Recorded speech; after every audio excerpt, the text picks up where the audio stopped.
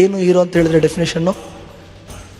ಯಾರು ಸಿನಿಮಾಗಳಲ್ಲಿ ಲಾಂಗ್ ಹಿಡ್ಕೊಂಡು ಬರ್ತಾನೋ, ಮಚ್ಚು ಹಿಡ್ಕೊಂಡು ಬರ್ತಾನೋ, ಅಥವಾ ಗುಲಾಬಿ ಹಿಡ್ಕೊಂಡು ಬರ್ತಾನೋ, ಬೈಕ್ ಓಡಿಸ್ಕೊಂಡು ಬರ್ತಾನೋ, 10 ಜನಕ್ಕೆ ಒಟ್ಟಿಗೆ ಹೊಡಿತಾನೋ ಅವನು ಹೀರೋ ಅಂತ ನಮ್ಮೆಲ್ಲರ ಕಲ್ಪನೆ.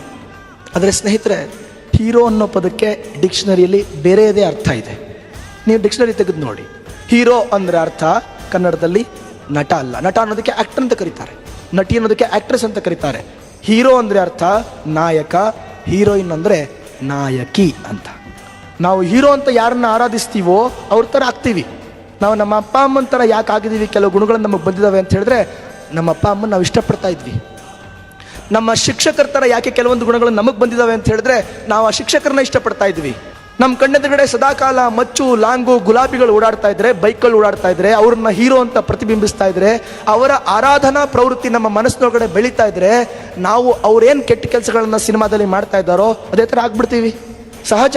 ಇದಕ್ಕೇನು ನಾವು ಸೈಕಾಲಜಿ ಓದ್ಕೊಂಡು ಬರಬೇಕಾಗಿಲ್ಲ, ಫಿಲಾಸಫಿ ಓದ್ಕೊಂಡು ಬರಬೇಕಾಗಿಲ್ಲ, ಅಥವಾ ಇನ್ನೇನೋ ಗ್ರ್ಯಾಜುಯೇಟ್ಸ್ಗಳಾಗಿ ಬರಬೇಕಿತ್ತಿಲ್ಲ. Common sense. ಇವತ್ತು ಸಿನಿಮಾ ತಾರೆಗಳನ್ನು ಇಷ್ಟಪಡ್ತಾ ಇರೋದ್ರಿಂದ ಸಿನಿಮಾ ತಾರೆಗಳು ಸಿನಿಮಾದಲ್ಲಿ ತೋರಿಸ್ತಕ್ಕಂಥ ಎಲ್ಲ ಕೆಟ್ಟ ಗುಣಗಳು ನಮ್ಮ ಮಕ್ಕಳಲ್ಲಿ ಆವಾಹನೆ ಆಗ್ತಾ ಇದೆ. ಇದನ್ನು ತಪ್ಪಿಸೋದಕ್ಕೆ ಏನು ಮಾಡಬೇಕು?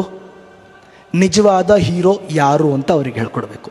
ಯಾರು ನಾಯಕ ಅಂದರೆ ಯಾರು ದೇಶಕ್ಕೋಸ್ಕರ, ಯಾರು ಧರ್ಮಕ್ಕೋಸ್ಕರ, ಯಾರು ಸಮಾಜಕ್ಕೋಸ್ಕರ, ಯಾರು ಇನ್ನೊಬ್ಬರಿಗೋಸ್ಕರ, ಯಾರು ತಮ್ಮೂರಿಗೋಸ್ಕರ, ತನ್ನ ಜನರಿಗೋಸ್ಕರ ಪ್ರಾಣ ಕೊಟ್ಟಿರ್ತಾನೋ, ಯಾರು ದೇಶಕ್ಕೋಸ್ಕರ ಮರುಗುತ್ತಾನೋ, ಯಾರು ದೇಶಕ್ಕೋಸ್ಕರ ಕಣ್ಣೀರಿಡ್ತಾನೋ, ಯಾರು ದೇಶಕ್ಕೋಸ್ಕರ ತನ್ನ ಜೀವನವನ್ನು ಸಮರ್ಪಿಸ್ತಾನೋ, ಯಾರು ದೇಶಕ್ಕೋಸ್ಕರ ತನ್ನ ಸಮಯವನ್ನು ಮೀಸಲಿಡ್ತಾನೋ ಅಂಥವನನ್ನು ಹೀರೋ ಅಂತ ಕರೀಬೇಕಾಗತ್ತೆ.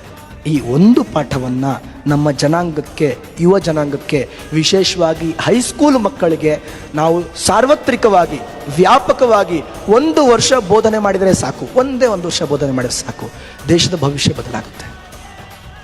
ಇದನ್ನು ನಾವು ಮೌಲ್ಯ ಶಿಕ್ಷಣ ಅಂತ ಕರಿತೀವಿ.